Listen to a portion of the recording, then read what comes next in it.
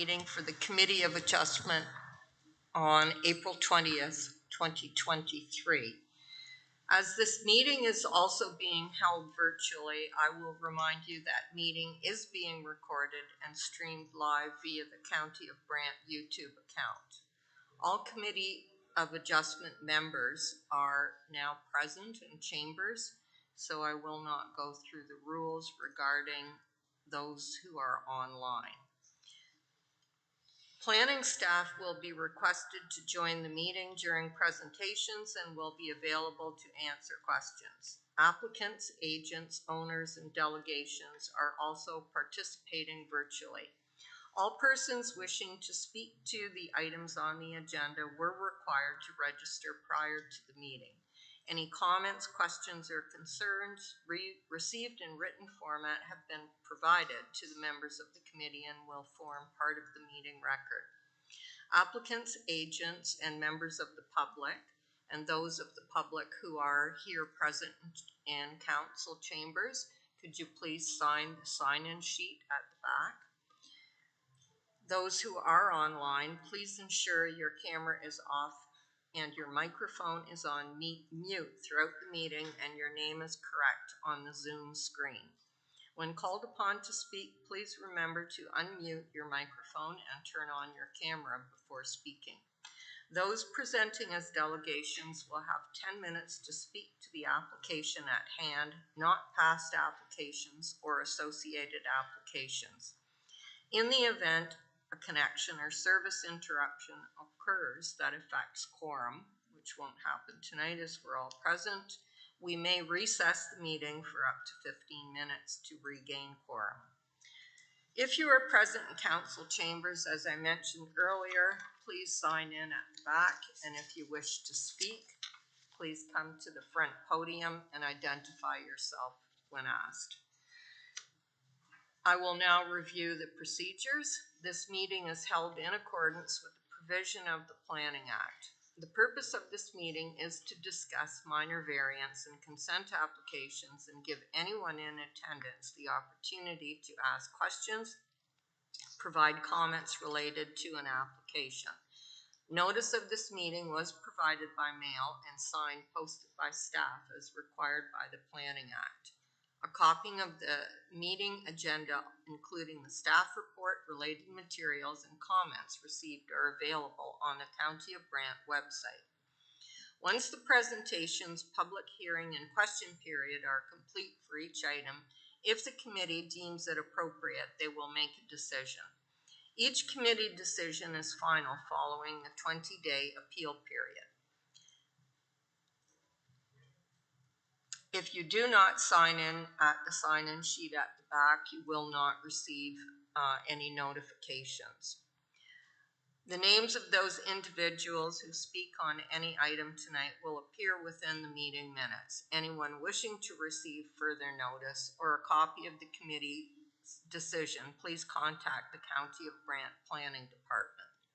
The order of delegation are as follows: the planning staff report and recommendation, the applicant or their agent presentation, questions and discussions, public comments, further questions of clarification, and then the decision. And tonight I would like to introduce that the new Secretary Treasurer for the Committee of Adjustment of the County of Brant is here tonight, Sarah Diamond Smith, so I hope everyone can wish her welcome. I'll now take attendance for the committee, starting with, and please state committee members if you are in attendance, starting with Harry Emmett. Present. Bob Hamilton. Present. Jane Panag. Present. Rebecca Smith. Present. Steve Schmidt. Present. John Vamus. Present. And Mary Jane Brown, present. We'll now move to item 2, approval of the agenda. Do any members have items to be added to the agenda? And can I request a mover and a seconder? Member Emmett and Member Schmidt. Can you please provide your motion? Moved by myself, seconded by Member Schmidt, that the agenda for the County of Brant Committee of Adjustment meeting of April 20th, 2023 be approved. Thank you. Members, please indicate if you are in favor of the motion, starting with Member Emmett, Yes. Panag, Yes. Vamus, Yes. Smith, Yes. Schmidt, Yes. Hamilton, Yes. and Brown, yes. The motion has carried. The agenda for tonight's meeting has been approved. I'll now introduce item 3. Are there any members who would like to declare a conflict of interest for any items on the agenda this evening? I believe there are no conflicts tonight. Thank you.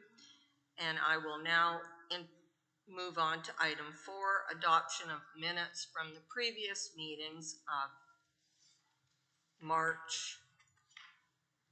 Do the committee members have any errors or omissions to note? Can I please have a mover and seconder for this motion? Member Smith, I have a seconder.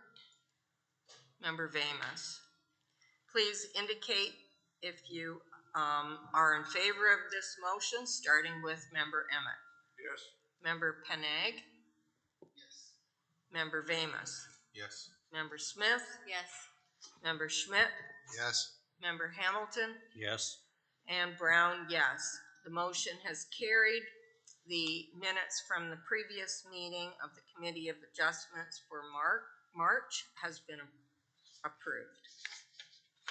We will now move on to the public hearings, starting with item 6.1 for applications B35 243 22DN and B12 23DN, and turn it over to staff for the presentation of the report and recommendation.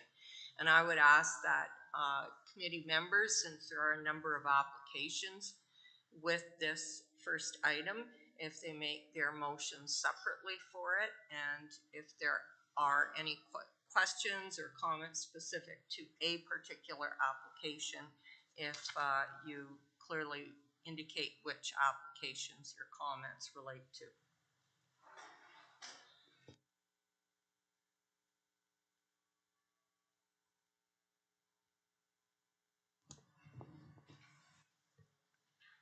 Thank you, Madam Chair. These are consent applications for the property located at 524 Old Onondaga Road East. Our agents are with us this evening from J.H. Kahuna and the Angers Group, and our applicant and property owners are with us this evening as well. And to put it simply, planning staff are recommending approval of the applications subject to the attached conditions. So to provide some context, the key map identifies the location of the property located on the north side of Highway number 54, northeast of Old Onondaga Road East. The property has a total area of approximately 10.6 hectares, 120 meters of frontage along Old Onondaga Road East, and approximately 365 meters of frontage along Highway 54. The subject lands consist of existing single detached dwelling, agricultural structure. There's an identified water course cutting across the south corner of the property. There's a existing hydro corridor in the north corner of the property, as well as an existing hedgerow, which you can identify on the aerial image provided. The surrounding area consists of low density residential lot fabric with surrounding agricultural uses. So the current official plan designates the property as a portion falling within the hamlet of Onondaga. This is the orange area. And then we have a portion of the property that falls outside of the settlement boundary of the hamlet of Onondaga, and this designation, or that off-white color, is agricultural. There's also the green color shown on the official plan mapping, and that recognizes the natural heritage feature or in this case, the water course. On the right, we have our zoning bylaw mapping, which identifies the portion of the subject lands that is located within the hamlet, being currently zoned for rural hamlet, village, or residential uses. The green natural heritage area is identified in green, and the agricultural portion that is outside of the settlement area is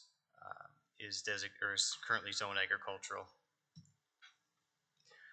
So the subject lands recently received provisional approval from the Planning and Development Committee to essentially deal with the zoning on the agricultural portion of the property. And this was required as a first step in order to facilitate the lot creation. So the zoning bylaw amendment application applied a site-specific zoning to permit a reduced frontage along Old Onondaga Road East for access to the retained farm parcel. That retained farm parcel would be undersized, so as part of that zone change application, we recognize the undersized nature of that agricultural portion. And as part of that zoning bylaw amendment application, we actually expanded the natural heritage zone and incorporated a 30-meter buffer from that identified watercourse. So the application's in front of you. It is complex, and I've done my best to try to break it down into each component.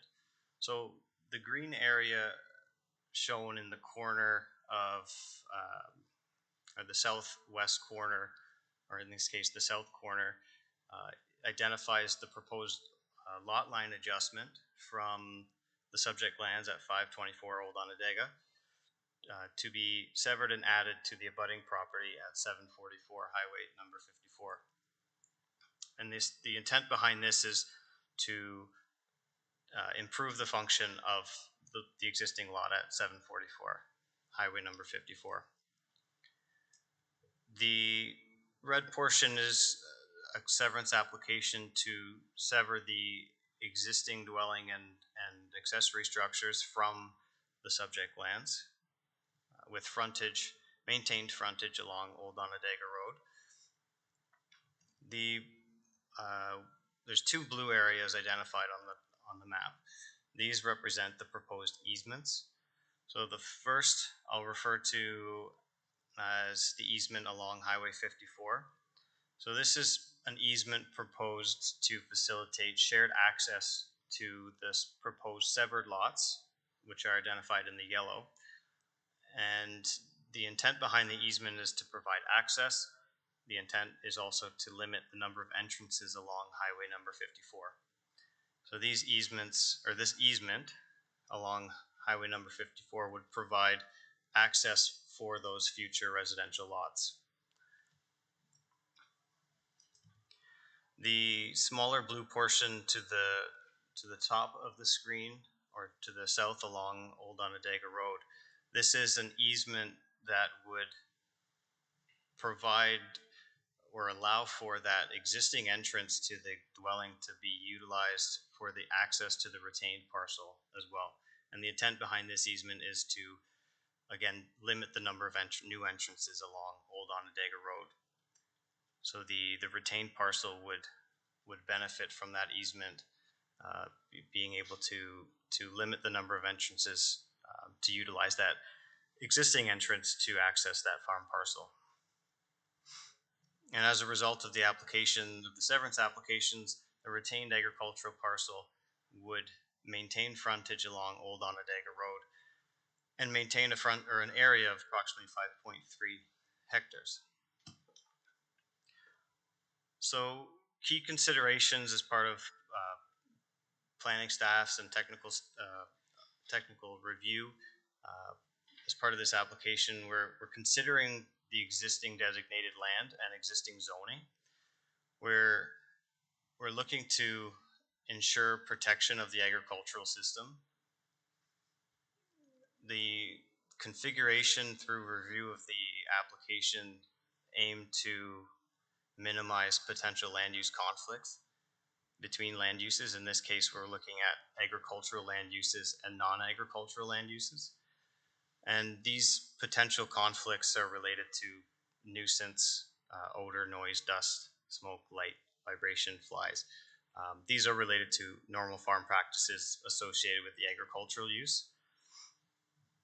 And we've also ensured protection and enhancement of the natural heritage system, and that was captured first through the rezoning application. I mentioned expansion of the natural heritage zoning and incorporating a natural heritage buffer. And it is also carried through conditions, which I'll get into a little bit. The review of the application and the configuration of the lots also had consideration for safe access. So as part of the submission of the development application, the applicants had provided a number of technical studies and justification to support the proposed lot fabric and access configuration. These include geotechnical, hydrogeological, traffic assessment, survey plans, preliminary lot grading and drainage, as well as archaeological. Public consultation for this application has occurred initially through the zoning bylaw amendment application, where properties were or properties within 125 meters or the owners of those properties were circulated a copy of the notice associated with the rezoning application, where comments were received, did have concerns with the lot fabric, the number of lots being created, new entrances along Highway 54, as well as protection of that natural heritage area and agricultural land. The public notice requirements for the consent application have also been provided. Consent applications only require a 60-meter radius. However, a number of individuals, residents who did provide concerns as part of the rezoning application, have also received a copy of the notice as part of the consent application. Those comments are included for your review in the addendum.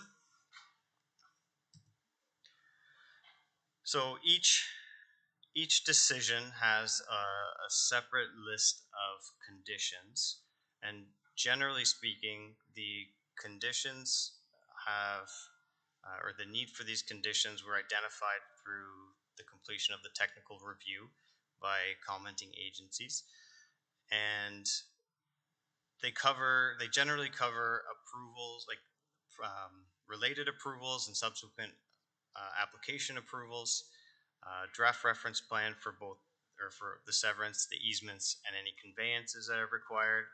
The draft reference plan will also identify the road widening, the reserves to limit and restrict access as requested by engineering. The conditions are included with the appropriate applications to demonstrate proof of potable water in quality and quantity.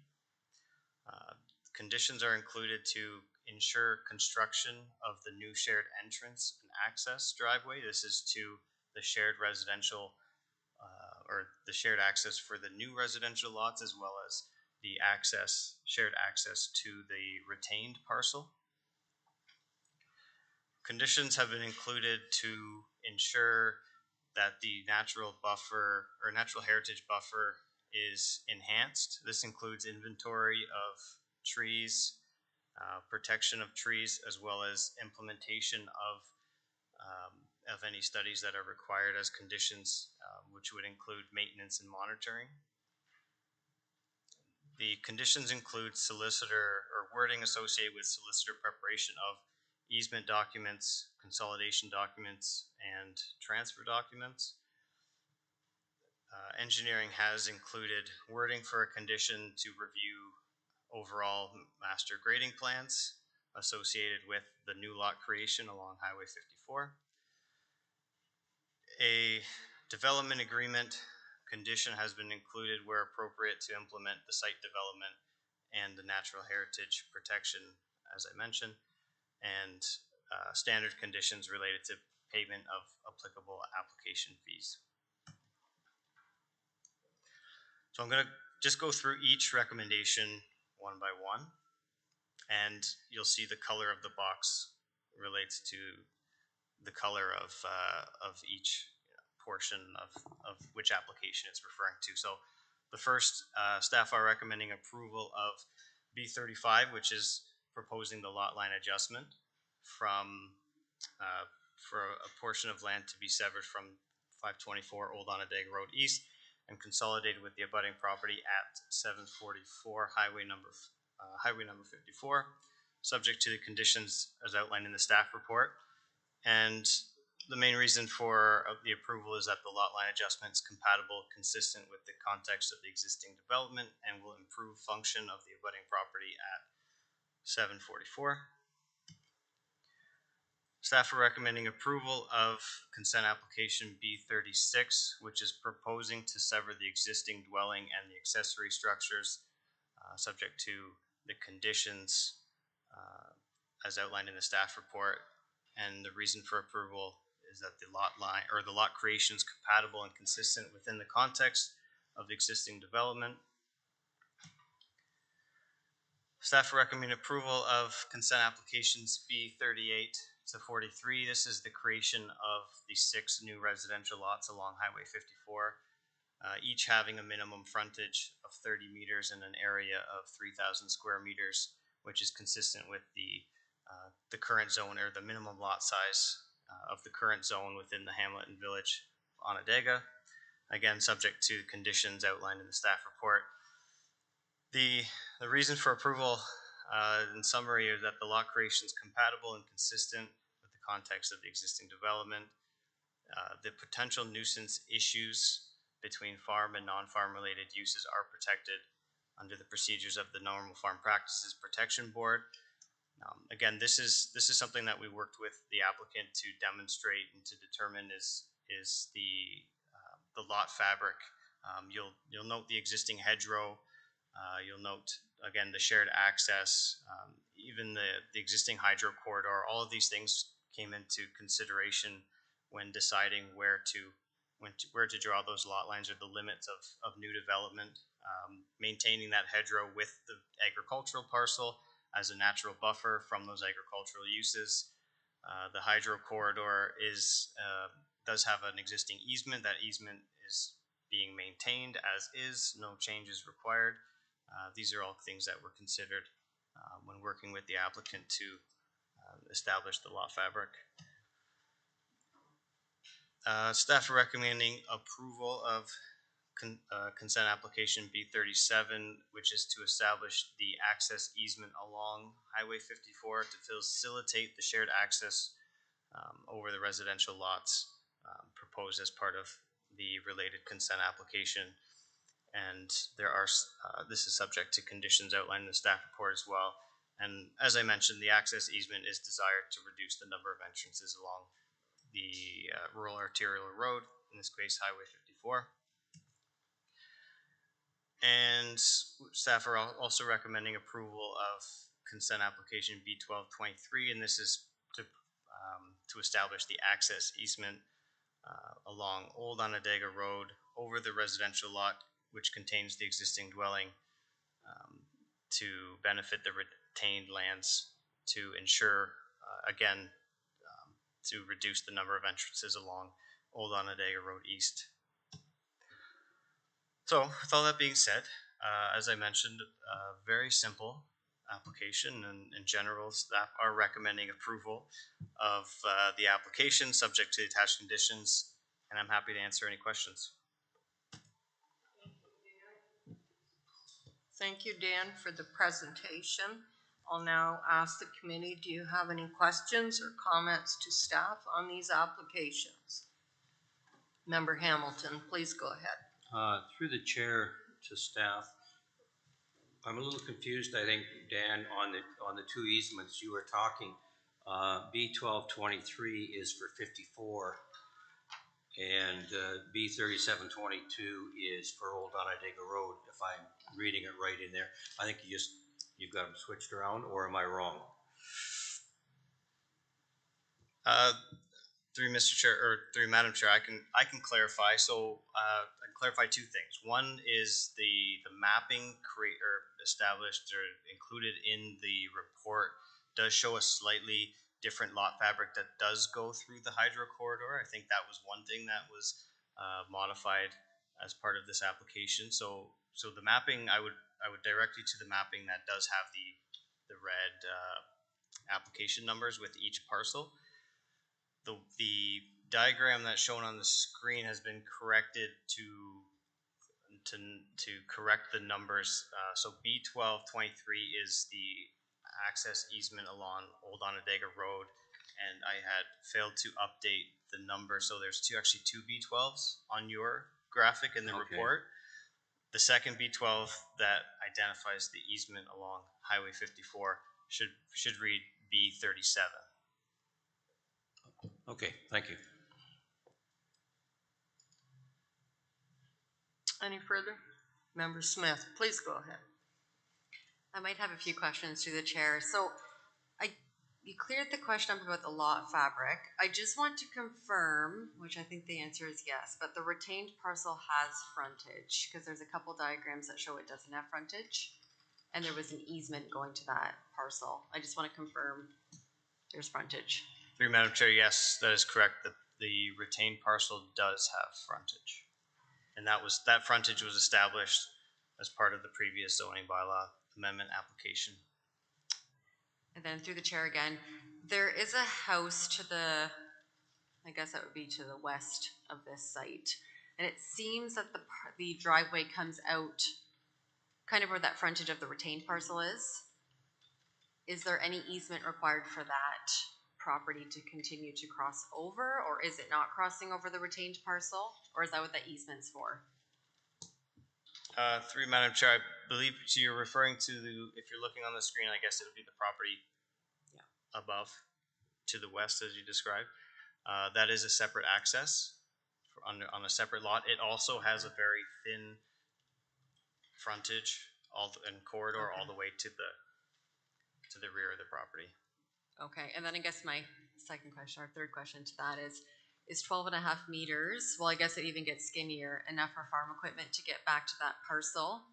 And then thinking ahead, if there was ever an expansion of this hamlet, is there any chance of getting a road allowance down the retained parcel space? Through Madam Chair, the applicants have demonstrated through auto turning radius of large farm equipment into that existing access. So they have demonstrated that farm equipment can get off the road onto the laneway, and then it's a straight shot to the retained land. That was something that we asked for to demonstrate, obviously, the continued viability of that farm parcel. Okay. I maybe have some questions about the conditions. Maybe I can wait until the applicant's presentation. Thank you. Any further? Member Hamilton? Just following up with Member Smith's about the retained or the easement on old Onondaga Road there. Yeah, 516 is a laneway that has nothing to do with this, and they're going to have to build a complete driveway back through all those trees to the retained, correct? Through Madam Chair, that is correct. That's the intent behind the conditions included with that particular application, is that I guess in concert with the tree management plan, where we identify what trees are there, we do an inventory of what's there, what's being protected. The idea is that driveway could be designed and constructed in such a way. I think the standard of construction is up for discussion based on an agricultural use versus a residential use. I don't think the intent is to pave a driveway through there, but the idea is that with the tree management plan and the construction of the driveway, we can work together to figure out the most efficient way that has the least amount of impact on the existing trees that are in that corridor. Okay, thank you. And I'll wait for the applicant, because I believe there's a number of buildings going straight back from that driveway at 524 that may impede the ability to build a thing, or more trees have to come out, one or the other. So I'll wait for when they talk. Thank you. Any further questions or comments? Yes, Member Smith? Sorry, through the chair to Dan, I don't know if you answered this question, but the frontage of the retaining parcel at the front is 12.5 meters completely on Onondaga Road, and it tapers off. What does it taper off to? Maybe it's a question for the. Through Madam Chair, the frontage does taper off, so that 12.5 meters is measured at the front, the required front yard setback. So I believe it's 20 meters into the lot is where that 12.5 meters is measured from, and I believe it tapers down to 8.5, but we'll have Rashika confirm. Thank you. Any further comments or questions? Member Vamus? Yes, through the chair to Dan. During your presentation, you made a mention of there's some public comments that were in an addendum. They're not in our package, are they? Public comments? Or are they on a certain page number? They were emailed Or later. they're separate?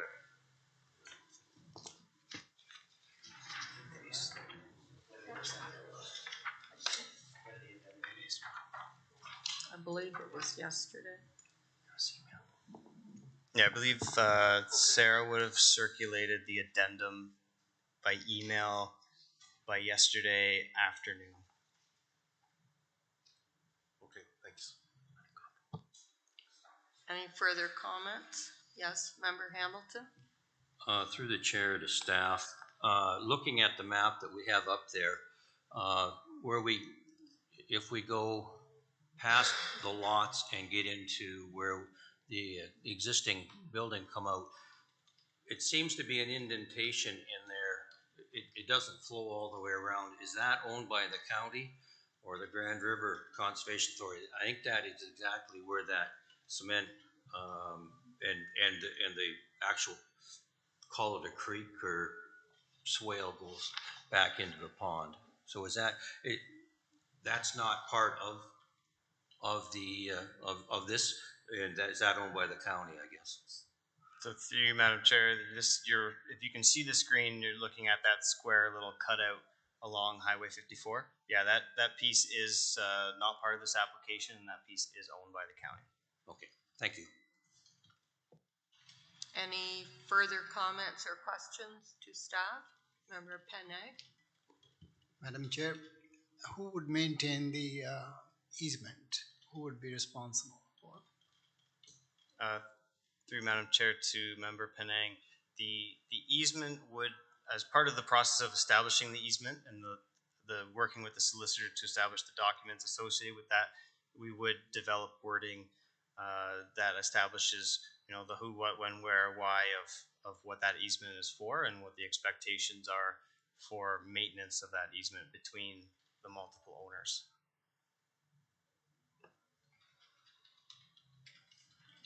Please go ahead. Madam Chair, would there be a drilled well condition before the lot is sold? Since there's no waterbed, is too low.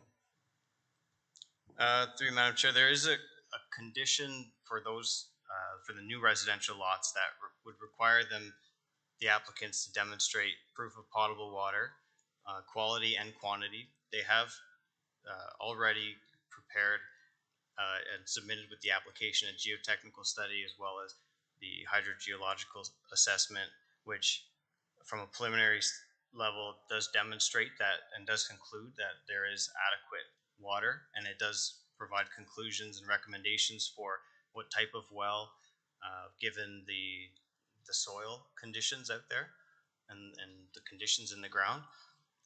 However, it is still a condition that that the applicants will be required to satisfy. So we will look into confirming again that the findings of those reports are adequate and suitable for the new lots.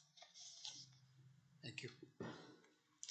Any further comments or questions from committee members before we move into the next area of this? I do have a question. I thought I had matched up the conditions to the applications, now that I see them a little better with the diagram.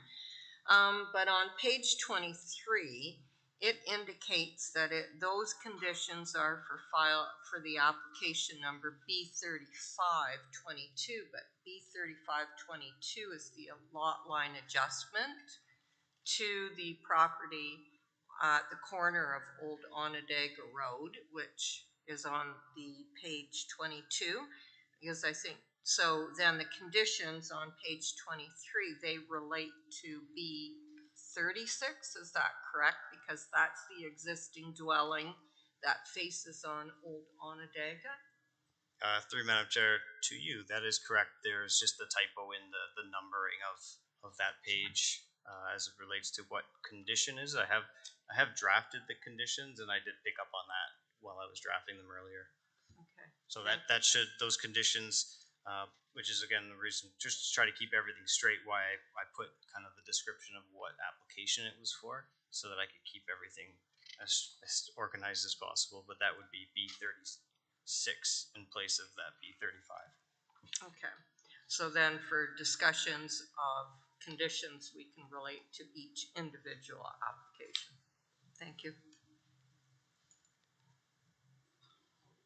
No further comments or questions to staff then?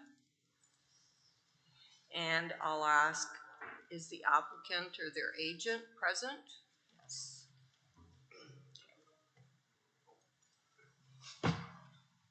Please provide your names and. Good evening, Madam Chair. My name is Ruchika Angrish from the Angrish Group. And my name is Nick Marmeyer. Thank you.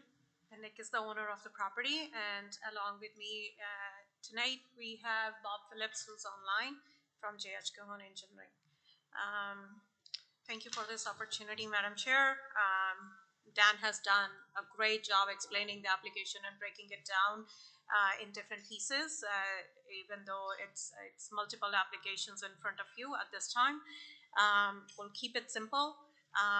The intent is to sever the existing zoned and designated lands for residential development as part of the technical review and through the entire application process, which took over a year and a half. We've done multiple revisions to address the technical comments, which resulted in some easements that are in front of you, relocation of driveways, protection of natural heritage, and a number of other technical comments. We have been in front of the Planning Committee for rezoning application, as Dan has mentioned, and have received conditional approval or preliminary approval. The bylaw goes in front of council next week. And also as part of this application process, we have been in front of Agricultural Advisory Committee to discuss the retained farm parcel and the access along Old Onondaga Road as well. As you know, there have been a large number of studies that we have completed through this process, and extensive conditions have been included with different set of applications. We have reviewed those conditions and are satisfied, and we are hoping that we can get committee's endorsement with these applications. I think that concludes my comments. Happy to answer any questions. Thank you. Does the committee have questions for the agent? Member Hamilton. Thank you. Through the chair to the applicant, I guess what I'm looking at is when I was talking to Dan there, the easement to the retained lands. It's going to be roughly 12.5 meters or a little over 40 feet wide, going straight back in. Now, when I looked at it the other day, is there 40 feet or 12 meters from that one building that's back halfway between the house and the neighbor's driveway in order to be able to build or does that one building may have to come down? Through you, Madam Chair, at this time, we haven't assessed any buildings need to come down because of the access that is required for the retained lands. The site plan does show those existing buildings that are on the property, and we don't see the requirement. But however, it is still being early in the stages for the owners. They're assessing what to keep, and hopefully some of the buildings would need to be removed regardless. But that driveway access is sufficient for the retained farm at the back. That driveway is currently being used. That area is currently being used for the farm equipment to access the back of the property anyways. Well, just to look for clarification, it is not owned by the applicant, is it, that driveway? It's owned by the other? Through you, Madam Chair, no, it is, the driveway is currently owned by the applicant. There's the existing driveway which goes through the house to the back of the farm. Yes. And the new driveway is all going to be contained on the property which is owned by the applicant, the owners. Does the applicant own the other side to the north or To the west. west? Through you, Madam Chair, no, they don't. So I guess I'm confused. Then how does that individual get in and out, or do they have an easement in order to use that driveway? So through you, Madam Chair, the easement is for the existing house and the retained farm parcel.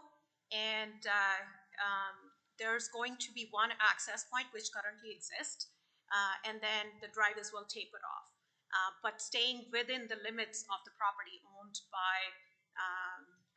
by the owners.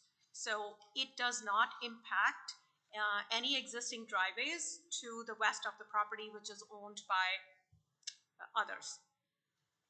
Okay, I'm just a little confused.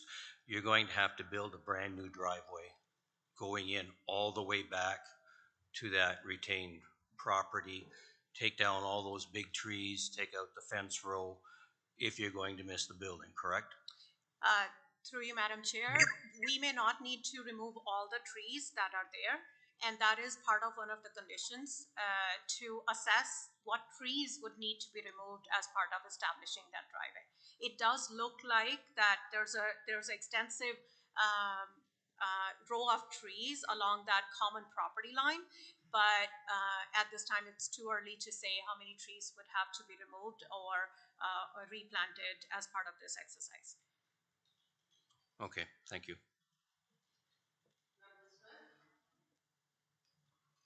Through the chair, sorry, I'm not fully understanding this access here, so I just want to make sure I have it right so we don't exclude a condition. So coming from Onondaga Road, when you go back to the retained parcel, there's an existing driveway that services that property to the west. Are you planning on keeping that shared driveway as it comes onto Onondaga and then forking the driveway out? To you, Madam Chair, is it possible to put the aerial up, Dan?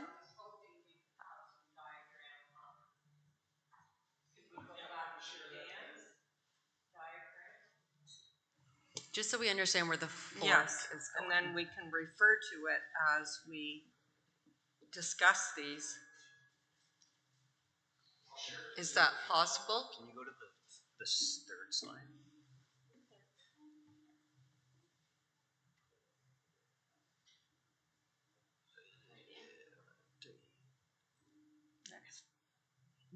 Is it possible to zoom in on that particular area of the existing driveway into the house?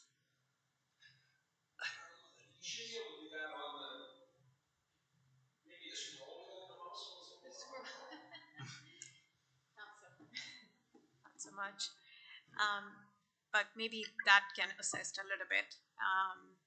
through you, Madam Chair. So there is an existing driveway on the west side of the property, which is a long laneway serving the farm to the west. And it's almost going to be, think about it, a parallel driveway on this property serving the farm to the east. So that's how it is going to be established. It has nothing, this whole application process has nothing to do with properties to the west, existing driveways. They will remain as is, and a new driveway will be established for the farm on this particular property.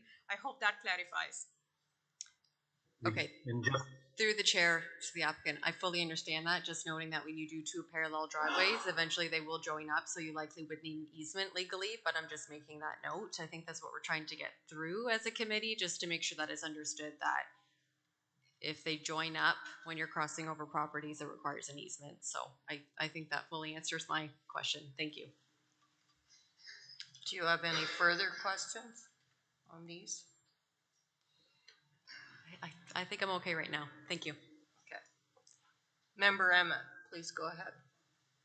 This driveway to the west that's gonna be built, how wide is it once you get well off the road before you get to the field? Through you, Madam Chair, sorry, I was unable to, would you mind repeating? Sorry about that. You've got the easement for this new driveway to the west to get to the retained parcel, correct? Yes. Now you get past the easement, how wide is the rest of the driveway? So through you, Madam Chair, the front on Old Onondaga Road is about 15 meters wide, and it tapers off at 8 meters at the back of the property. So it goes from roughly 50 feet to 25. Yeah, so the reason, through you, Madam Chair, the reason for that is there's an existing septic system for the house, and that is the main reason that it needs to taper off. Otherwise, we would have to relocate the septic system for that existing house. So to maintain that, it tapers off a little bit. It narrows down to 8 meters at the back. And again, we did go in front of Agricultural Advisory Committee with 8 meters, and no concerns were raised by the committee on that proposal. Well, just having owned and using farm equipment of today's nature, having a 25-foot driveway and all those mature trees, the trees would have to be severely trimmed up so that you can get the equipment under them. That's my only comment. Yeah, through you, Madam Chair, thank you. And again, as part of the conditions, there's a tree implementation and retention plan that is required. So assessment of all the trees on the property, including there's existing hedgerow, there's a number of trees that will be reviewed. It will be assessed, and a full tree retention plan will be prepared, approved by the county before the applications are fully approved. Any further? Member Smith? Through the chair, if I may ask a more obvious question, is there a reason why you went through the severance process and not the subdivision process? Through you, Madam Chair, that's an interesting question. We were not advised, and county's official plan allows, like, the zoning and the official plan designation is in place, and we applied for severance conditions, and Thank you. so. Member Peneg? Madam Chair, in the application, it says the hedge to be left as is. That, first of all, it's not really a planted hedge, and it doesn't go all the way to the end.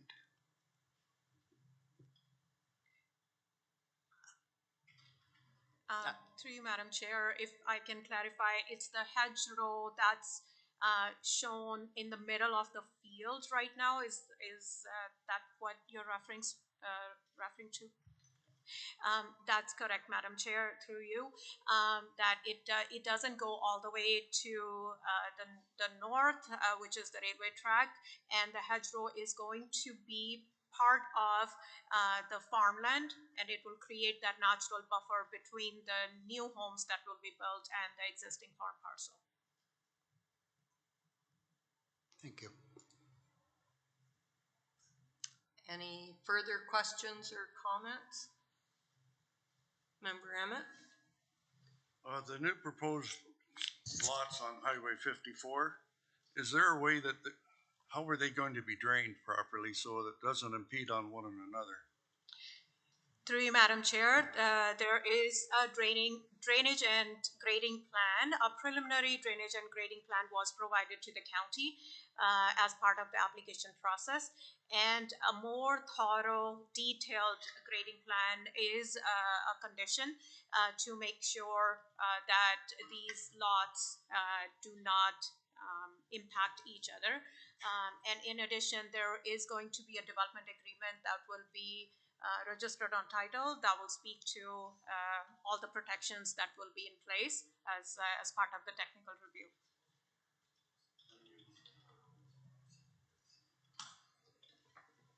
Member Hamilton? Through the chair to the applicant, just clarification on, you did a hydrological study. Were there any wells drilled?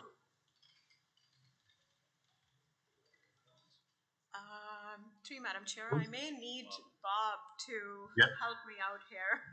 Yes, through the hydrogeological study, there was wells drilled on the property for both sampling for water quality and quantity.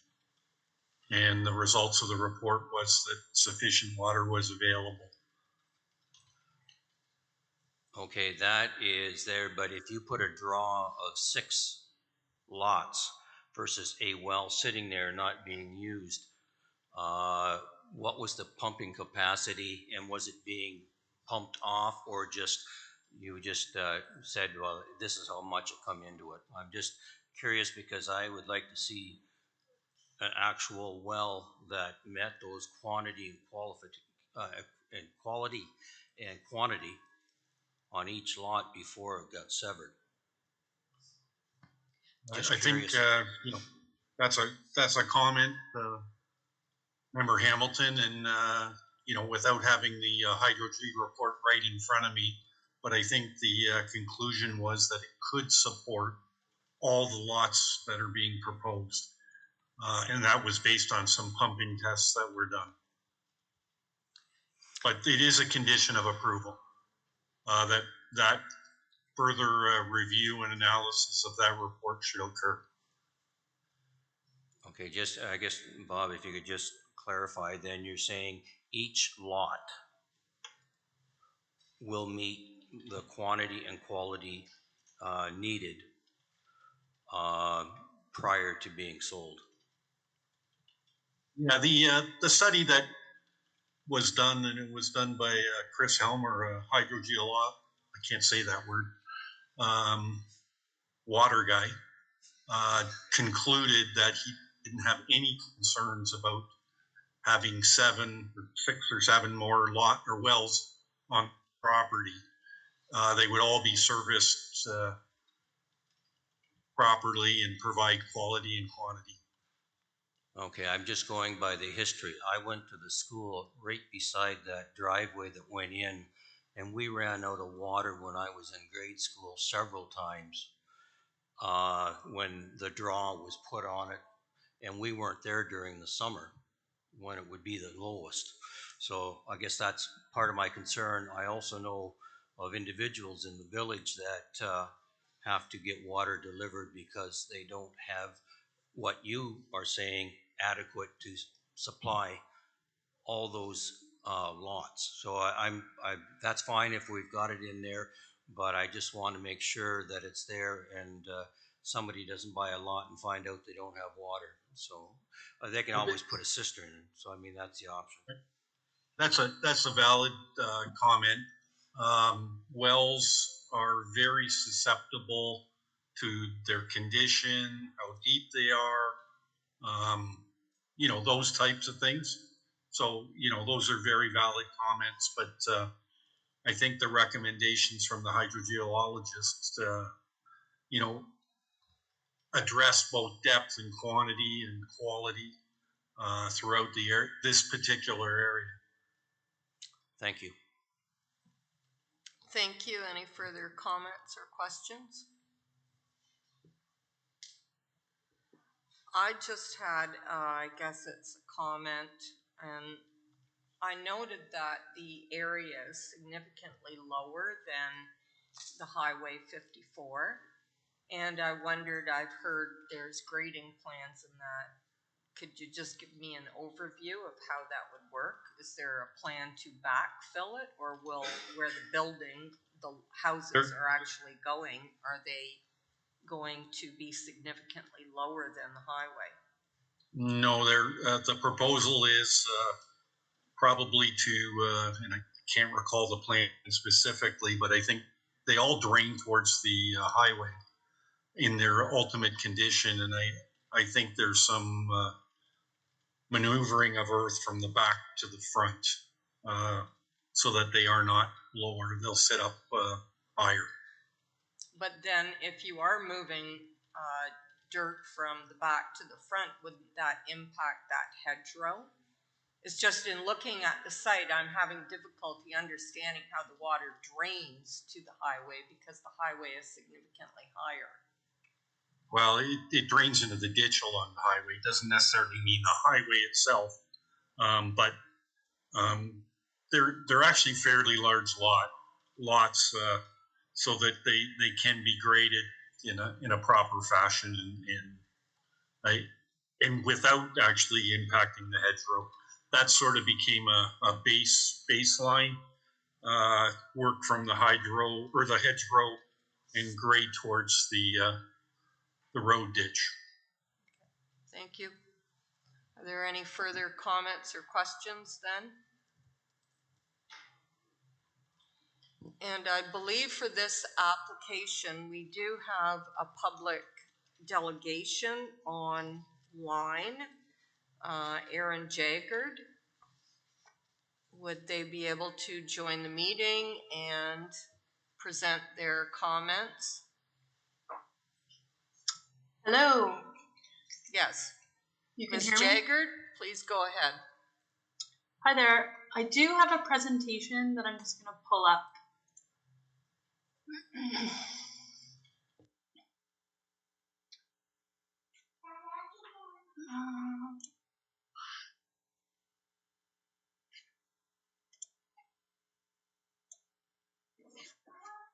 I believe I'm sharing now. Yes, I can see your screen. Okay. All right. My name's Aaron Jaggard. I'm a resident in the hamlet of Onondaga. So I have 4 concerns about this application. First being the lot frontages, second, natural heritage, third, water availability, and fourth, safety. So with regard to the lot frontages, well, the 30-meter frontage is being met with this application. This is not in any way congruent with the surrounding community, and I would suggest presents a tremendous threat to the integrity of the hamlet.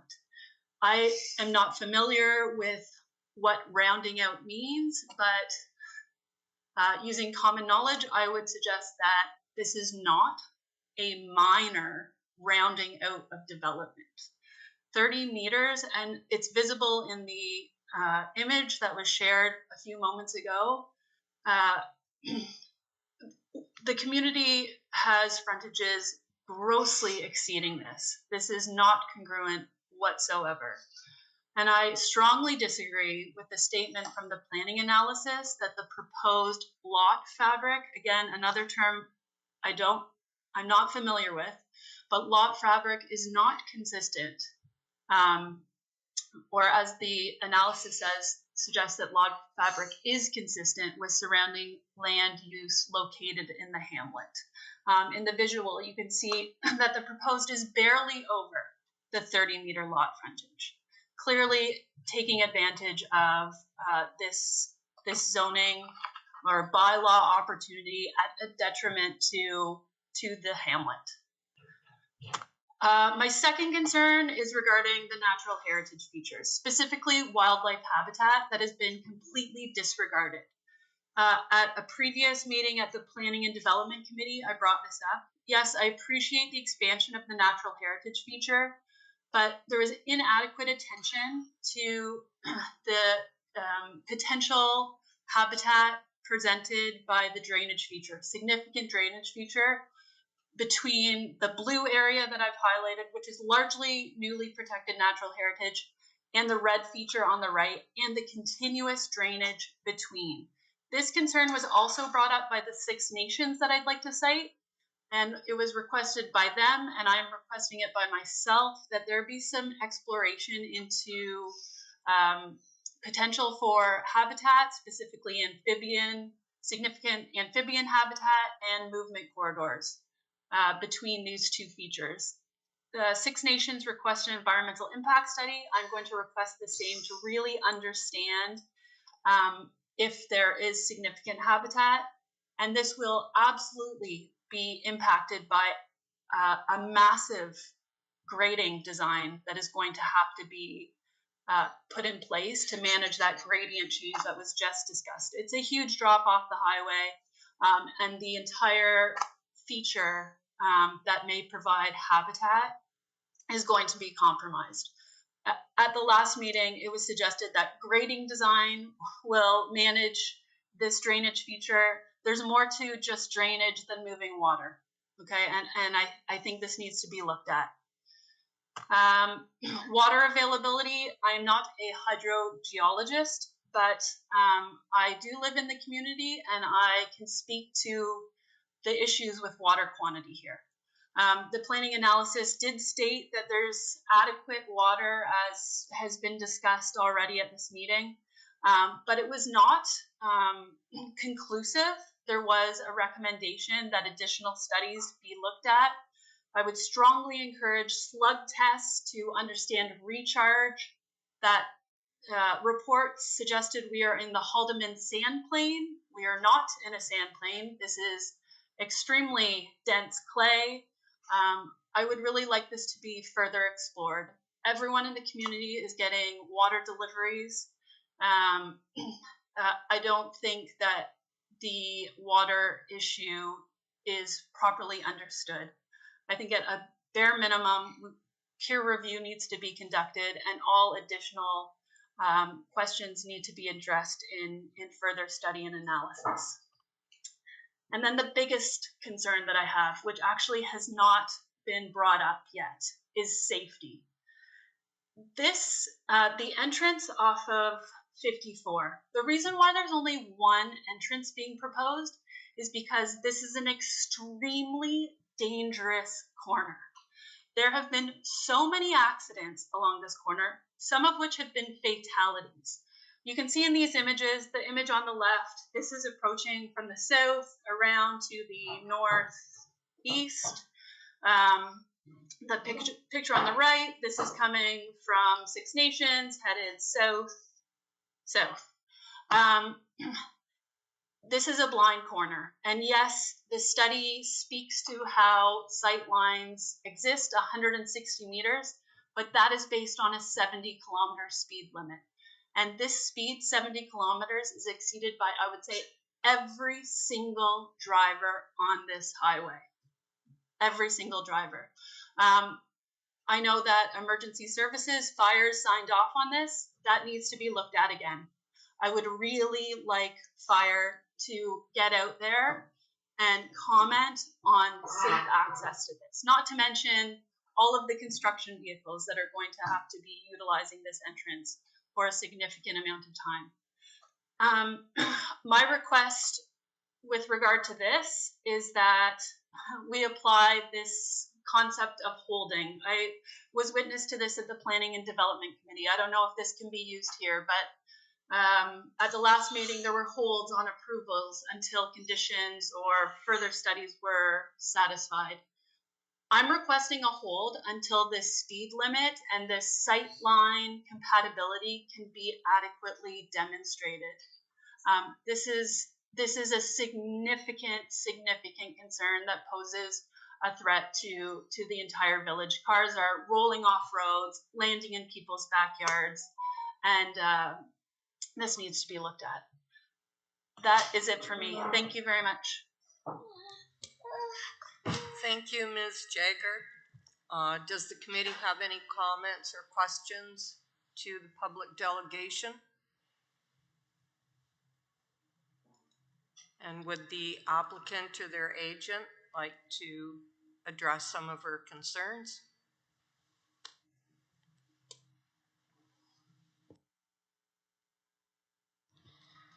Thank you, Madam Chair. Through you, there were 4 issues that were raised about zoning. And again, all the lots meet the requirements of the zoning bylaw. There are no specific variances or site-specific zoning that was requested through the amendment that went to council a couple weeks ago. In terms of environmental protection, as Dan had noted in his presentation as well, that the natural heritage feature has been extended further to protect the natural environment. In addition, that to just extending that, there's a 30-meter buffer that on either side of the natural feature or the creek has been established as part of the zoning bylaw amendment to ensure, again, protection of the natural features. Water availability, I believe Bob has addressed some of it. And again, there are some extensive conditions that are included, which we will have to satisfy prior to completion of the severance. And the preliminary results do note that there's water available for these lots. However, additional information will be provided to county satisfaction prior to final approval. And then lastly, about site distance, we did provide a traffic impact analysis along with an analysis of the sight lines.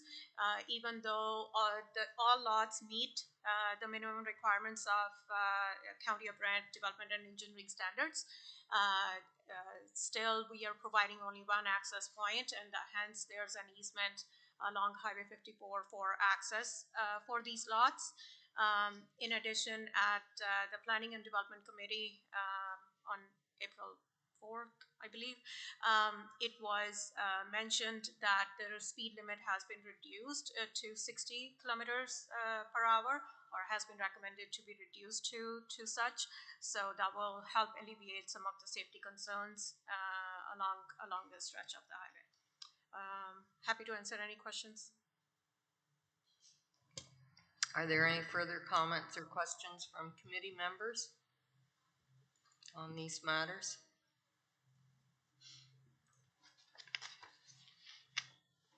And are there any final comments, questions to staff as well? Member Smith? Through the chair to staff, it's maybe more of a technical thing, but just in terms of the order of the severances, just looking to add some conditions to make sure that they occur in the right order. The other thing that I wanted to note too, for all the severed lots, just making note that probably should be a condition that we have a maintenance agreement registered on title, at least a notice for that, just to make sure that whoever does purchase those properties can see that on title when it is transferred. And then just regarding the water concerns that have been brought up, each lot does have a condition requiring proof of potable water, including quality and quantity. So I would trust that the engineers will satisfy that condition. And if that is not met, the severance does not occur, because that is a condition of the approval. So I just wanted to make that note, but maybe not so much to staff, but just general comments. Thanks. Thank you. I had the question on the ordering of the applications too, for the motions. Can you clarify which Through Madam Chair, you're referring to just the order of which the committee should. Staff don't have a preference procedurally of how the committee wishes to move each motion in order. it would be, I guess, the preference of staff if they were kept as shown in the report in terms of dealing with 35, 36, 37, and then 38 to 43, and then separate easements. But other than that, no preference in terms of in which order the motions are moved, as long as our secretary treasurer can keep everything straight.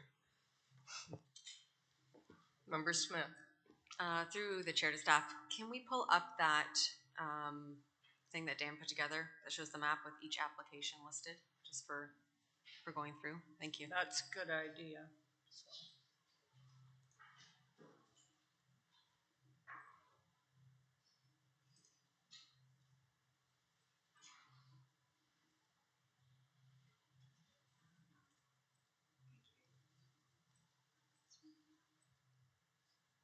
That is the one you wish. Yes. And with that, Member Hamilton, do you have any comments? Yes, I've got one final question for the applicant or staff, or both can make a comment on the common driveway that's coming off of 54. How wide is that going to be? And will it be wide enough for fire trucks to get into it, or garbage trucks? I was there day before yesterday, and I pulled off, and I've got a little Volkswagen on the side of the road, and I was hardly got off the road. So if you have garbage collection or anything like that, or if it happens that anybody may need water delivered, to have a vehicle big enough or a driveway big enough on that easement to come in. So I don't know if there was ever stated how big that, how wide that driveway was going to be. So either the applicant or staff, I'd look forward to either comment.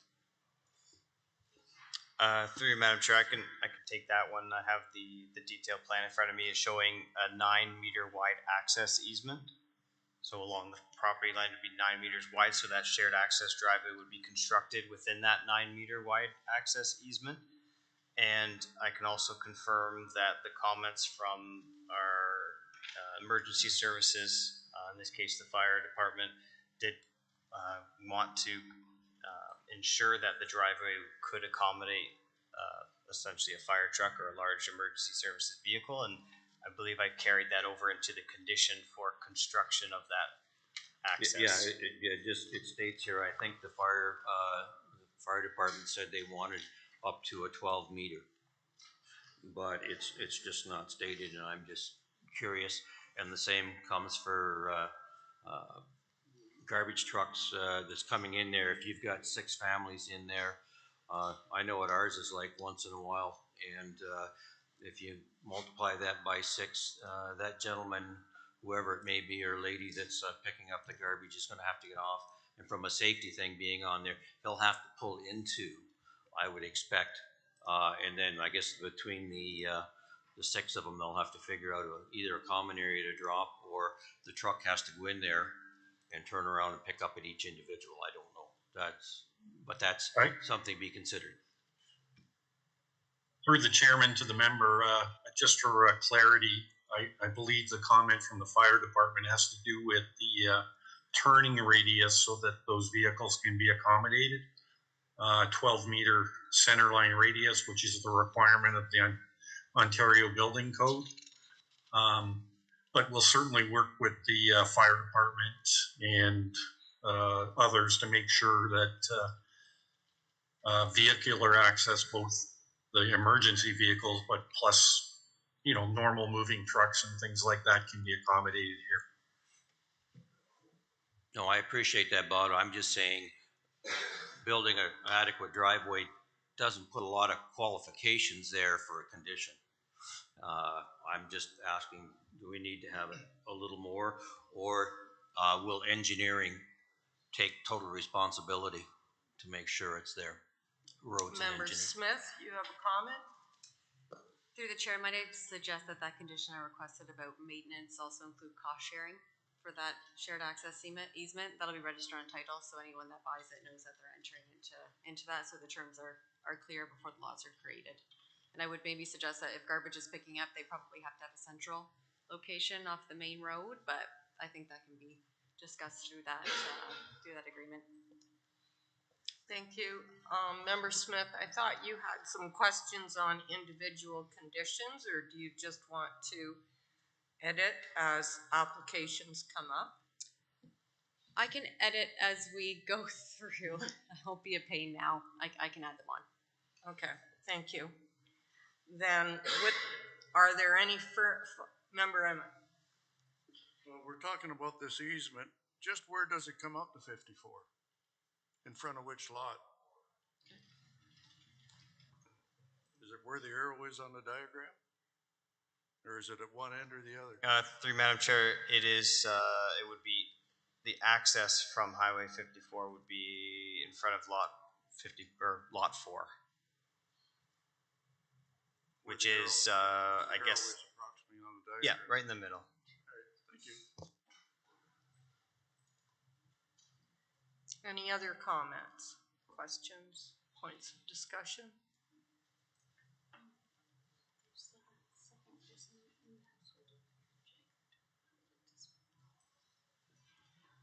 I've just been made aware that there is a second person with Aaron Jaggard who would like to speak to these applications.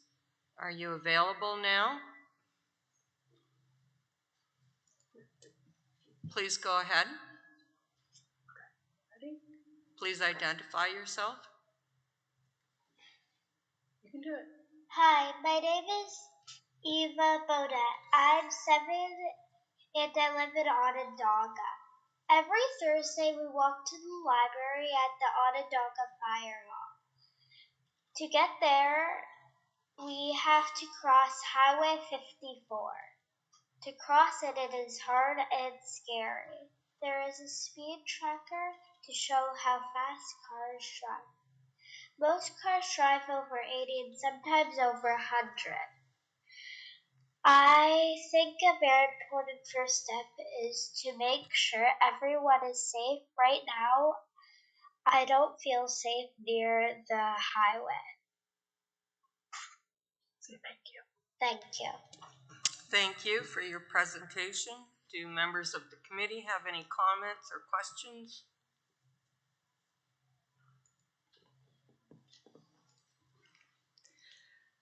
Okay, we will now move on and we will start. I will suggest that we could possibly start with the lot line adjustment, which is application B3522DN. Is that acceptable to the committee? Yes. Or maybe it is up and it just needs to be. Yes, could you display the diagram again before I ask for the motion?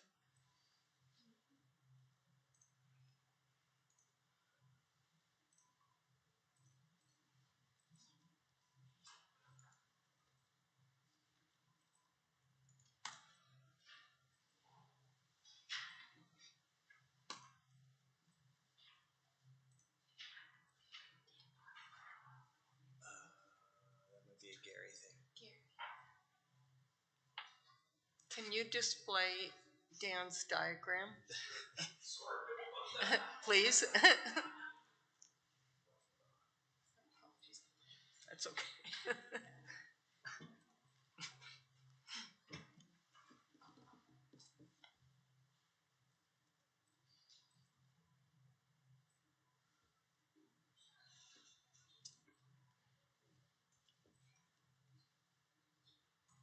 Is there a committee member can make a motion on application B3522? Member Hamilton?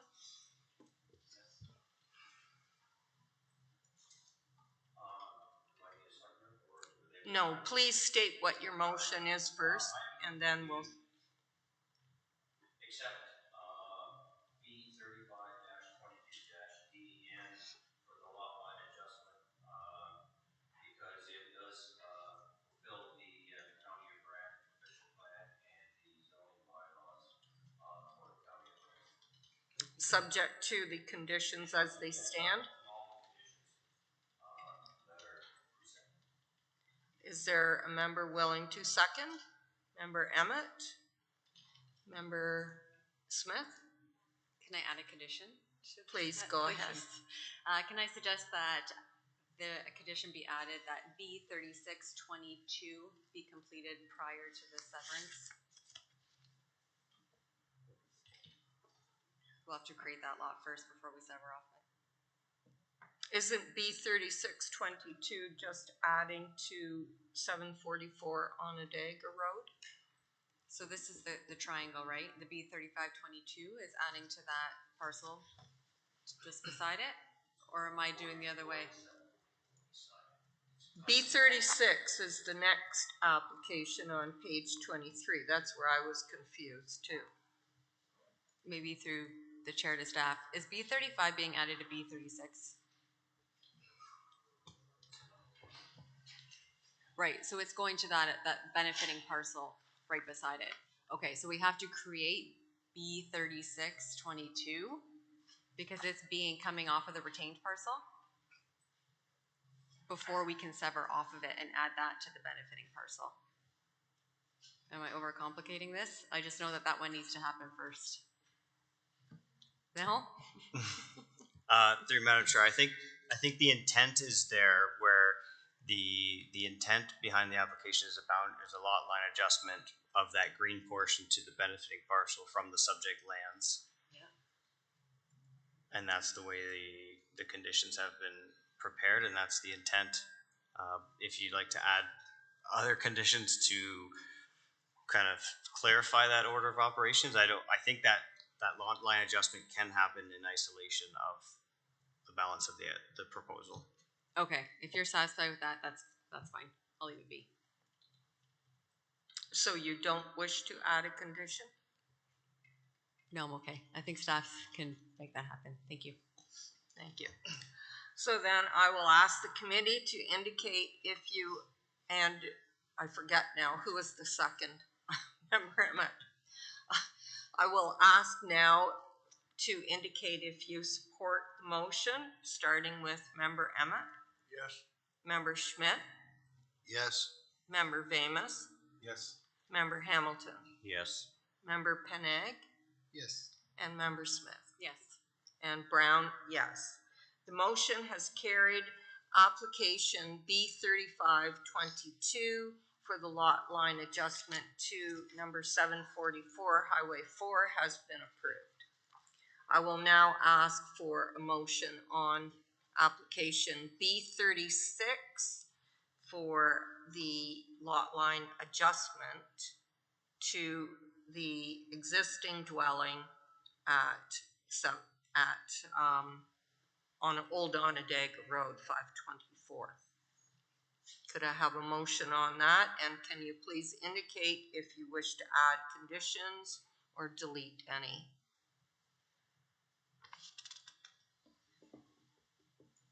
Member Hamilton? I move that we accept application B 36-22-DN with the list of conditions that we put forward because it does fit the official plan and the bylaws of the county. Thank you. Is there a seconder? Member Schmidt? I will now ask if all members are in favor, starting with Member Emmett.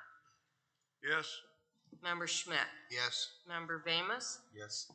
Member Hamilton? Yes. Member Penag? Yes. Member Smith? Yes. Brown, yes. The motion has carried.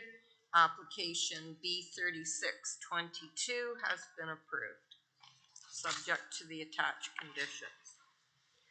I will now ask for a motion on the applications for the severed lots, which include applications, and I believe we can do this with one motion.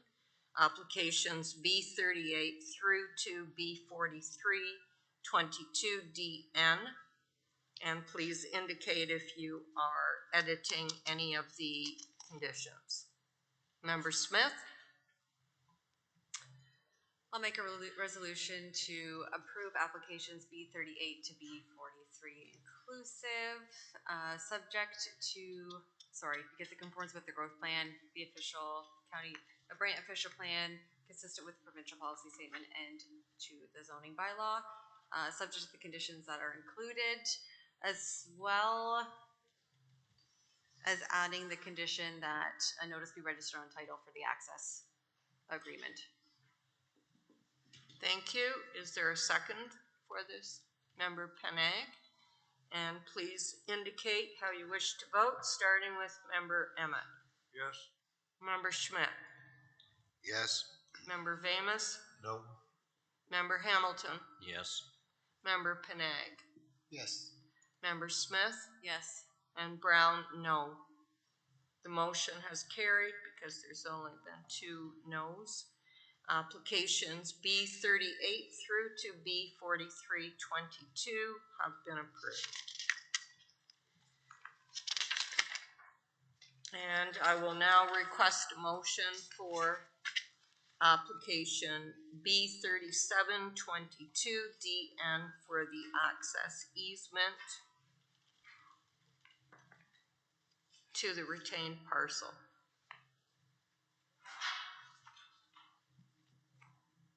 Is there a member who wishes to provide a motion? Member Smith, and are you in favor of the conditions as they stand?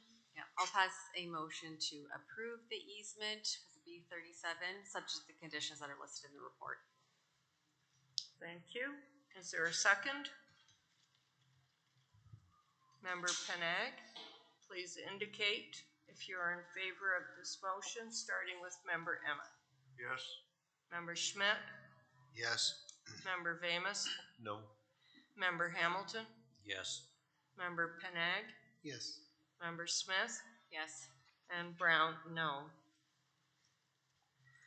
The application has carried, or the motion has carried. Application B3722 has been approved.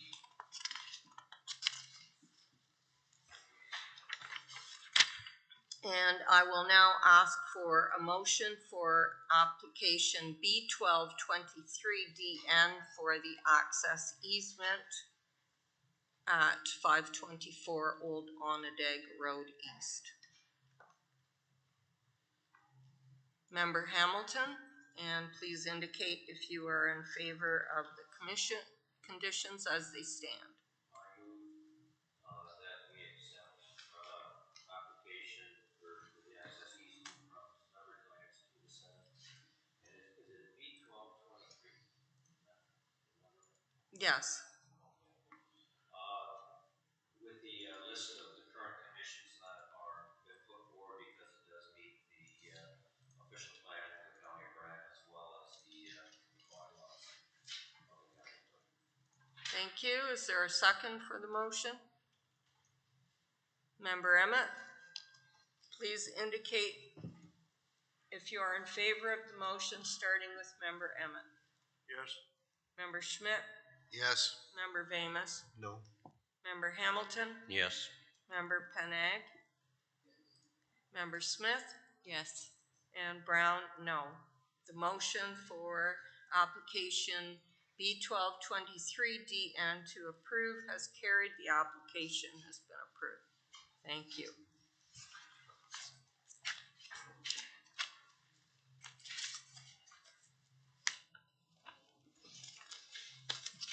And we will now move on to item 6.2 on our agenda for application B8 to B9 and A6 to A723 LG. And I will ask Lauren to do her presentation of her report and recommendation. Thank you.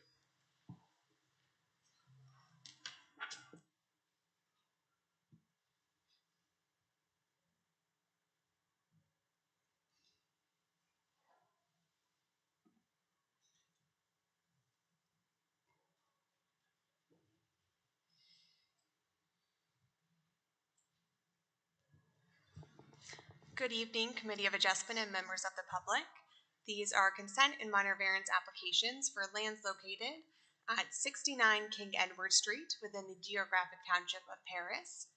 The subject lands are located north of Dundas Street, south of King Edward Street. The subject lands contain an existing single detached dwelling.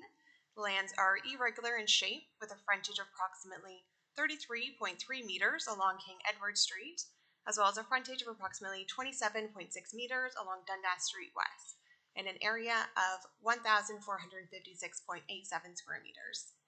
The surrounding area consists of residential land uses, and the subject lands are serviced with municipal water and sewer. This application has three parts. So part one proposes the creation of two new residential lots within the primary urban settlement boundary of Paris on municipal services. Part two applies to the severed lands identified as Lot 1 and is seeking relief from Section 8, Table 8.2.1 to permit a minimum lot area of 351 square meters, whereas a minimum of 450 square meters is required, and to permit a minimum lot frontage of 13.8 meters, whereas a minimum of 15 meters is required. Part 3 applies to the severed lands identified as Lot 2 and is seeking relief from Section 8, Table 8.2.1 to permit a minimum lot area of 344 square meters, whereas a minimum of 450 square meters is required, and to permit a minimum lot frontage of 13.8 meters, whereas 15 meters is required. The subject lands are designated as urban residential within the County of Brant official plan and zoned as residential singles and semis within the County of Brant zoning bylaw 6116. No public comments were received as part of the public circulation. I am recommending approval of the consent and minor variance applications for the reasons outlined in my report. It is my professional recommendation that applications B823LG, B923LG, A623LG, and A723LG be approved subject to the attached conditions. Thank you, and I'm happy to answer any questions. Thank you, Lauren. Does the committee have any questions or comments to staff on these applications? Member Hamilton? Through the chair to staff, I noticed there was no firefighting $600. Is because it's in the town of Paris? Through the chair, yes, that is correct. The applicable firefighting fee would be if it was a rural residential, like a rural lot. So it's only for rural lots? Okay, I didn't realize that. I just thought it was, you put two new houses in, you still got a volunteer fire department. Why wouldn't you ask for them to pay to help keep going? So, but that's the what currently sits there. Yes. Okay, thank you. Any further comments, questions?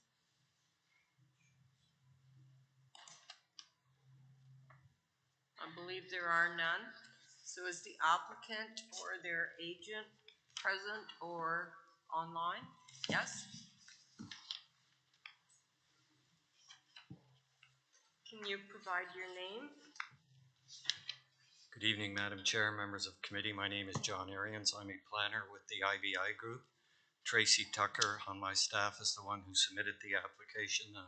I think she's watching from home, so I get to make the presentation to you. And this used to be one of my favorite council chambers when we had all the artifacts here in the bookcases, and I'm kind of sorry to see them go, but regardless. Members of committee, what we have here is what we call a through lot. It's a lot that has frontage on two separate streets. We have frontage on King Edward, which is where the existing house is facing, and then we have frontage on Dundas Street at the back.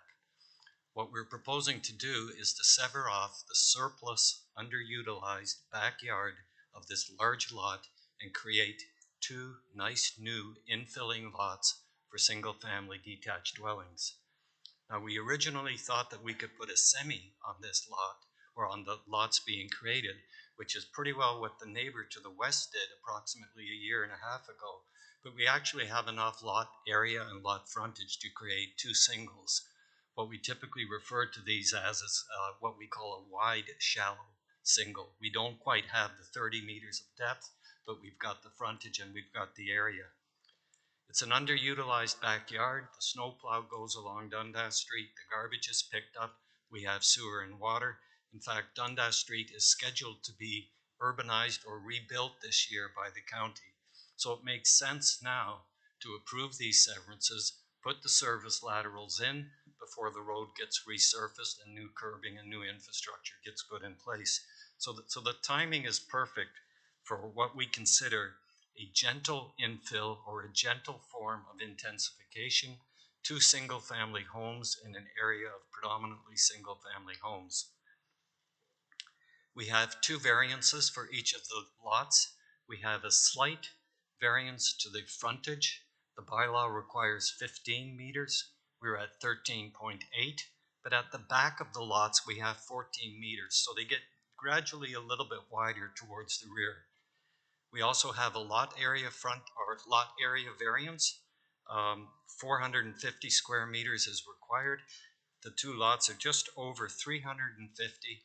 We provided staff with a preliminary concept plan, a preliminary site plan, showing how homes could fit on these lots. We fully comply with all the yards, the setbacks, the coverage, the parking, so we have ample amenity space on these lots, ample separation distances from our neighbors, and as I indicated, it's a gentle form of intensification. Madam Chair, members of committee, you have before you staff recommendations that we fully support and endorse.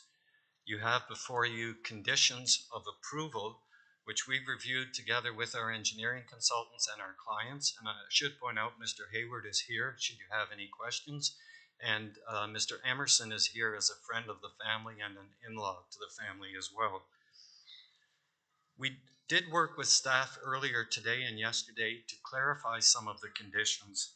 And condition number 5 is being recommended to you for a slight modification.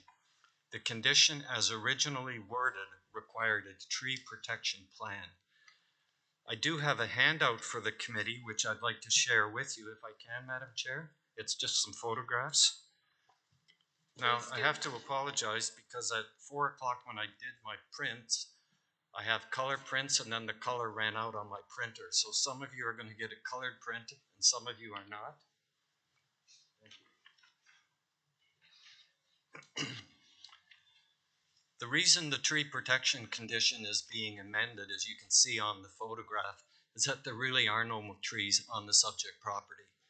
There was also a concern that because the existing house needs a new servicing lateral from King Edward Street, that service lateral would impact trees. But as you can see on the upper photograph, there's ample room to extend a service lateral on King Edward to completely avoid any of the large mature trees. And the trees along Dundas Street had already been removed, both in part by the county and in part by the owners. So the tree protection condition is being modified to basically put the onus on a licensed arborist to determine if there's going to be any impact on trees and to mitigate. We've also asked staff if we could reconsider condition number 6, which requires the stage 1 and stage 2 archaeology. And my understanding is that when you created the lots next door to the west for the 2 semi-units, no archaeological condition was imposed on that severance immediately next door. And I understand that since that time, predominantly due to negotiations and liaison with Six Nations and the Mississaugas, archaeology is becoming more and more important. So rather than just simply accepting a condition for archaeology, what we're suggesting is that we basically defer to the Indigenous community if they require an archaeological study. And quite honestly, we're confident they will not, because this is a disturbed infill property that had a driveway and a garage situated at the back. But if the Indigenous community insists on an archaeological study, we'll do it. But we're requesting some degree of flexibility so that we can meet with them and hopefully negotiate that it's not a requirement. As I said, it's an infilling situation. The lot is already disturbed. There was a driveway, there was a shed in the back, topsoil has been removed. So the likelihood for an archaeological condition is probably not required. So you'll see on the second page of the handout, we've suggested a revised condition which really puts the control over that condition with the Mississaugas and the Six Nations folks. And I'm hoping that the committee will accept that as a more flexible approach to dealing with archaeology. Other than that, as I said, it's a gentle form of infilling. It's a minor intensification. We're creating 2 single-family homes in an area of predominantly single-family homes. It's an underutilized parcel of land that fully complies with provincial and county planning policies, and we respectfully request that the committee approve the application subject to the 2 modified conditions as we just presented. Those are my submissions, Madam Chair, and I'd be pleased to answer any questions. Thank you for the presentation. Do committee members have any comments? Member Hamilton? Thank you. Through the chair to the applicant, your revised condition here, it's state and Indigenous community. I would like you to state on there both the Mississauga, First Nations, and Six Nations, not just a quasi one, and get a written reply from them.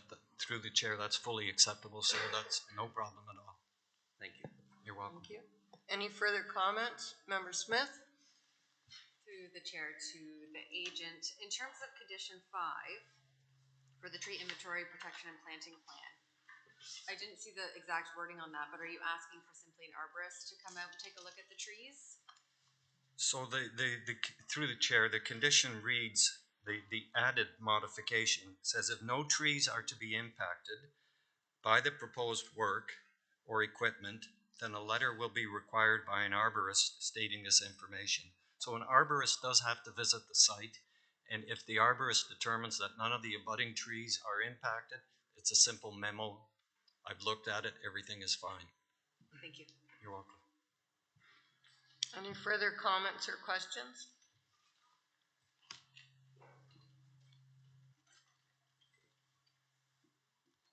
Are there any final questions or comments to staff or the agent?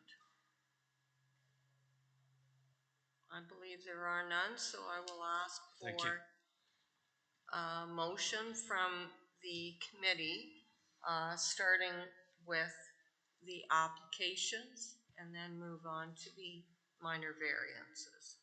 And please indicate in your motion if you are modifying those conditions as requested. Member Smith? Can I do B8 and B9 together? Are we okay with that? Yes, okay. I was hoping to. I'd like to pass a motion to approve applications B8 and B9 23 as they conform to the growth plan, are consistent with provincial policy statement and the county official plan, and are in general conformity with the zoning bylaw, subject to the amended conditions as suggested by the applicant's agent, and that would be specifically 5 and 6. Thank you. Is there a second, Member Schmidt? I'll now ask the committee to vote on this, starting with Member Emmett. Yes. Member Schmidt? Yes. Member Vamas? Yes. Member Hamilton? Yes. Member Penag? Yes. Member Smith? Yes. And Brown, yes. The motion for applications B8 and B9 23 have been approved, have been voted unanimously, so the applications have been approved. And I will ask Member Smith, since you did those applications, would you like to provide a motion on applications A6 and A7? I'll pass a motion to approve A6 and A7 23 as the minor variances meet the 4 tests of the Planning Act, subject to the conditions that are listed in the report. And is there a second? Member Schmidt? And I will now call the vote, starting with Member Emmett. Yes. Member Schmidt? Yes. Member Vamas? Yes. Member Hamilton? Yes. Member Penag? Yes. Member Smith? Yes. And Brown, yes. The motion for applications A6 and A7 has carried. Those applications have been approved. It has been suggested, since we are at a couple of hours in, if we could possibly take a 5-minute break. Is that acceptable to the committee? Yes? Okay, we'll take 5 minutes.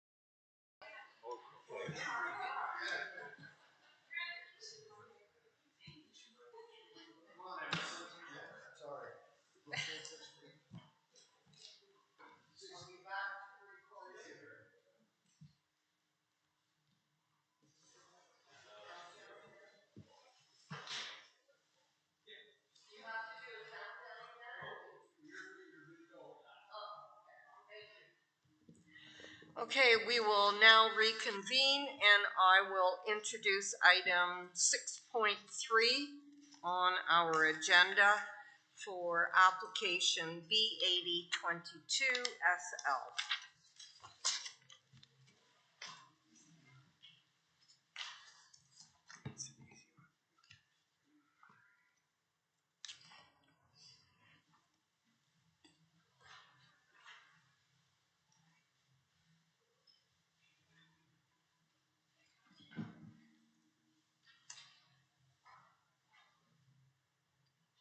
And whenever you're ready, Shannon, you can go ahead. Okay? Just having some technical difficulties. One moment. That's okay.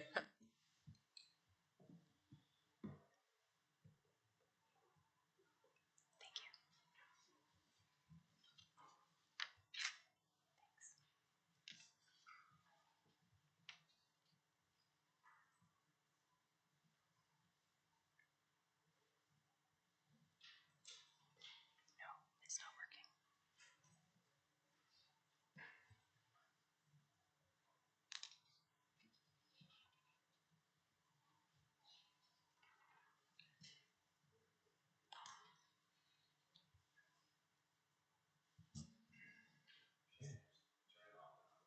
Turn off.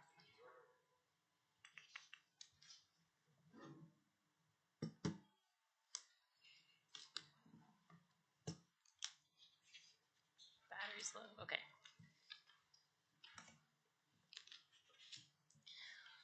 Thank you for that. Thanks for your patience. So good evening, committee members and members of the public. This is a consent application for lands located at 137 King Edward from the Angus Group on behalf of the owner, Daniel Bellhouse, within the geographic township of Paris. The subject lands are located on the south side of King Edward Street, west of the Cedar Street and King Edward Street intersection. They are irregular in shape, having an approximate area of 0.3 acres and an approximate combined frontage of 37.4 meters. The lands are currently occupied by a single detached dwelling. The applicant is proposing the creation of one new residential building lot within the residential singles and semis R2 zone on full municipal services.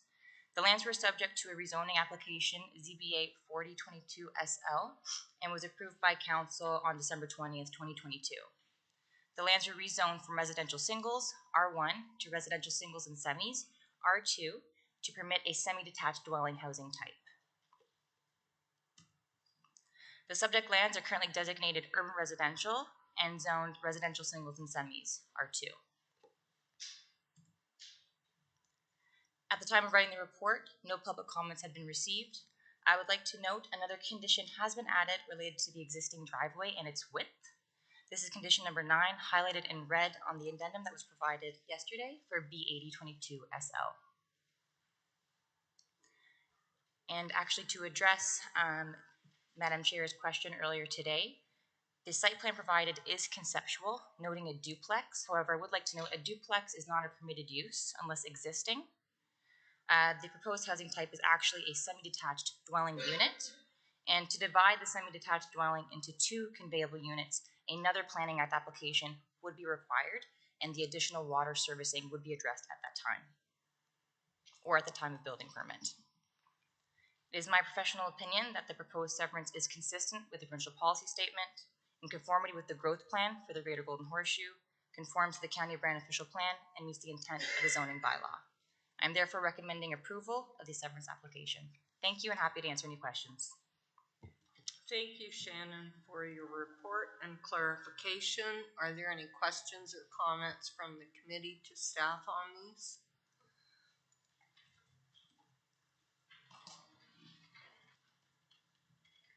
It appears there are none.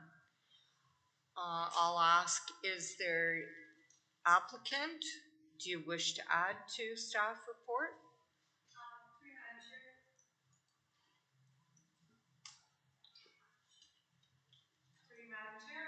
No, I do not have anything to add, just addressing that we've read the conditions, included the recent added condition, and we're satisfied with that.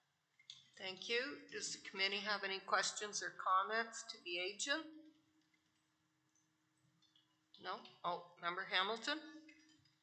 Through the chair, you are okay with the addition of the ninth condition that was added yesterday? Through you, Madam Chair, yes, that's correct. Okay, thank you. Any further comments, questions? Any final ones?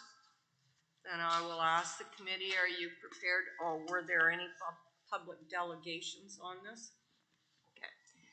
Then I'll ask the committee, are you prepared to make a motion on this one application? Member Emmett? Moved by myself and seeking a seconder that application B80-22-SL be approved. Thank you. Subject to the added condition as well. Okay, is there a seconder? Member Panag? All in favor, please indicate, starting with Member Emmett. Yes. Member Schmidt. Yes. Member Vamus. Yes. Member Hamilton. Yes. Member Panag. Yes. Member Smith. Yes. And Brown, yes. The motion for application B80-22-SL has been approved. The application's been approved. Thank you. I will now introduce item 6.4 for application B6122ES and turn it over to staff for the presentation of the report and recommendation.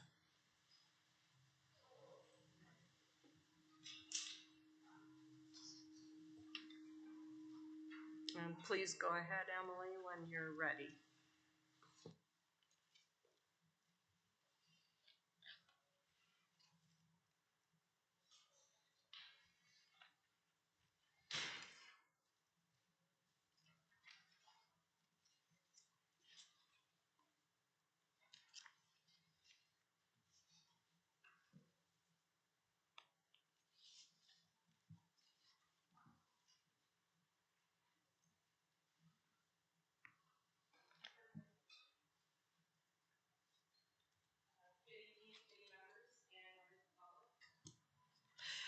My name is Emily Sousa, and I just recently joined the county as a development planner.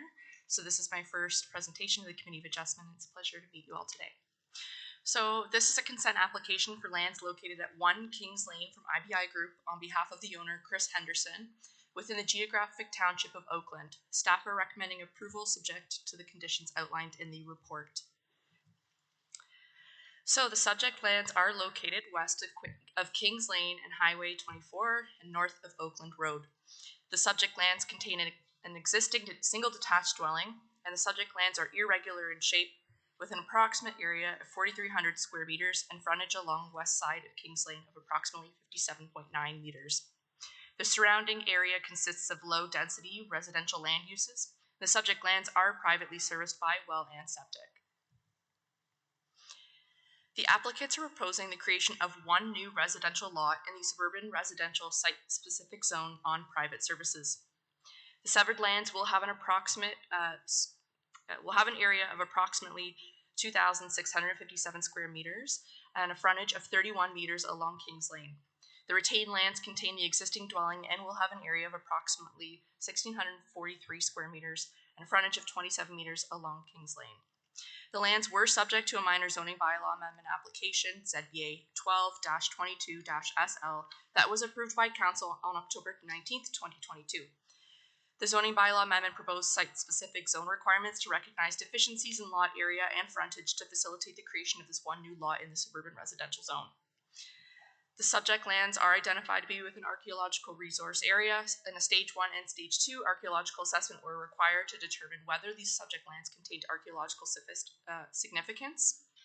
Based on the findings of the report, it was determined the study area has been sufficiently assessed and is free from further archaeological concern. A tree inventory and preservation plan was submitted as part of a complete application. Tree removal is required, and recommendations and mitigation measures shall be implemented according to the outlined conditions to avoid and minimize impacts to trees surrounding the work zone. Detailed review of the proposed new lot development will be completed as part of the building permit review process. The subject lands are designated as suburban residential within the secondary urban settlement area of Scotland in the County of Brant official plan. As mentioned, the subject lands are zoned as suburban residential site specific, SR-60, within the County of Brant zoning bylaw. No public comments were received as part of this public circulation. I am recommending approval of the consent applications for the reasons outlined in my report.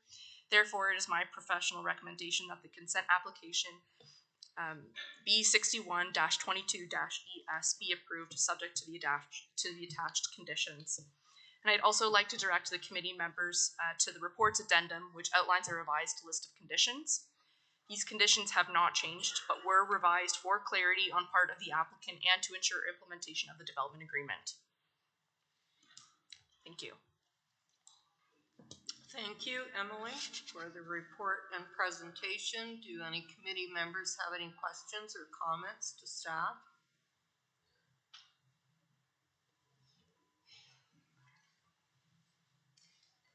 It appears there are none. Is the applicant or the agent present? Through the chair, yes, Mr. Stewart is on his way. Thank you.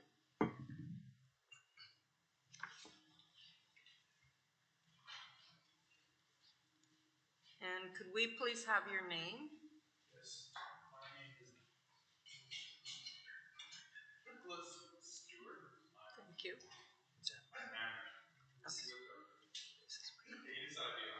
Also joining me virtually is Mr. Henderson and another member of our staff. I apologize. So I'm only here to say we appreciate that staff, upon our request, made amendments to what the conditions would be, and we find those are acceptable, and we ask that you would approve the application with those modifications. And that's all. Any comments or questions from committee members to the agent? It appears there are none. I will now ask the committee, are you prepared to make a motion on application B6122? Member Schmidt? Move by myself, seeking a secondary to application B61-22-ES. Fits all the requirements, and motion is for approval along with the revised conditions. Thank you. Is there a second? Member Panag? I'll now call the vote, starting with Member Emmett. Yes. Member Schmidt? Yes. Member Vamus? Yes. Member Hamilton? Yes. And Member Panag? Yes. And Member Smith? Yes. And Brown, yes. The motion to approve has carried for application B61. That application has been approved. Thank you. And I will now introduce item 6.5 for application B623LG and turn it over to staff for the presentation of the report and the recommendation.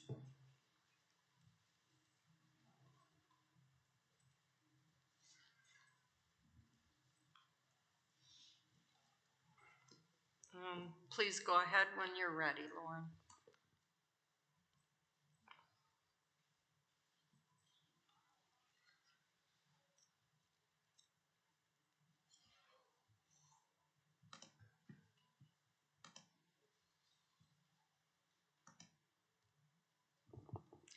This is a consent application for lands located at 17 McVeigh Road within the geographic township of Brantford.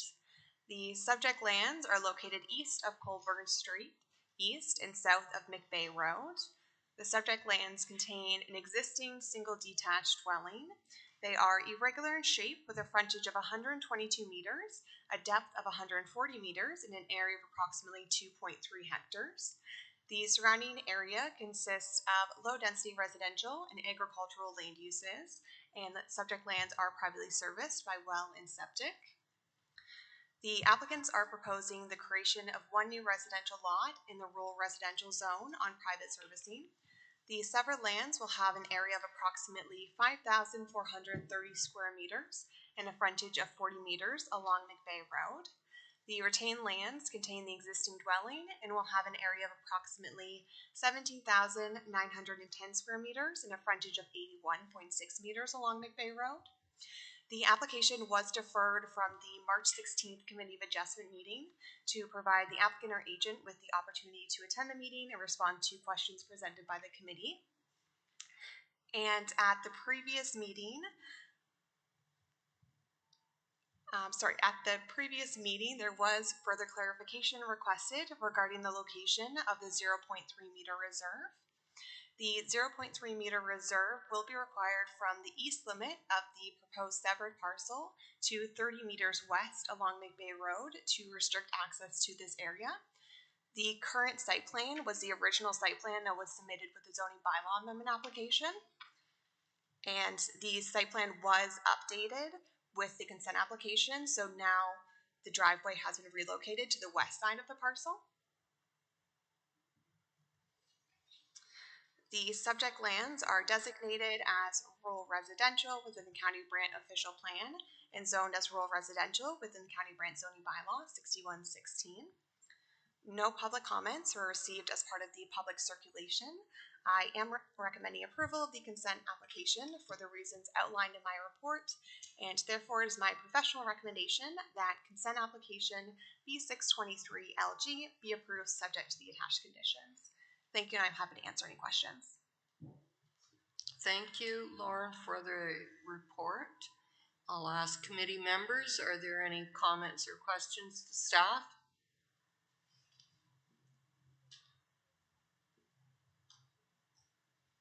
It appears there are none. Is the applicant or their agent present? Yes, I am. George Ziotek. Thank you. Do you have anything you wish to add to the staff report? No, I think what Lauren has presented follows along exactly what the owners were wishing for. So I ask that the committee approve the application as presented. Thank you. Do committee members have any comments or questions to the agent? I believe there are none. Are there any final comments or questions for clarification on this matter? And I believe there are none. So I will now ask the committee, are you prepared to make a motion on application B623LG? Member Panag? I'd like to make a motion for the application B6-23-LG with the attached conditions to be approved. For a second. Is there a second? Member Hamilton? I'll now call the vote, starting with Member Emmett. Yes. Member Schmidt? Yes. Member Vamus? Yes. Member Hamilton? Yes. Member Panag? Yes. Member Smith? Yes. And Brown, yes. The motion to approve application B623LG has carried. That application has been approved. Thank you. Thank you kindly. I will now move to item 7 on the agenda. The next meeting is scheduled to be May 18th, 2023, and again will be a hybrid meeting starting at 6 p.m. May I please get a motion to adjourn the meeting? Member Emmett, all in favor? Oh, is there a second on it? I guess I should ask.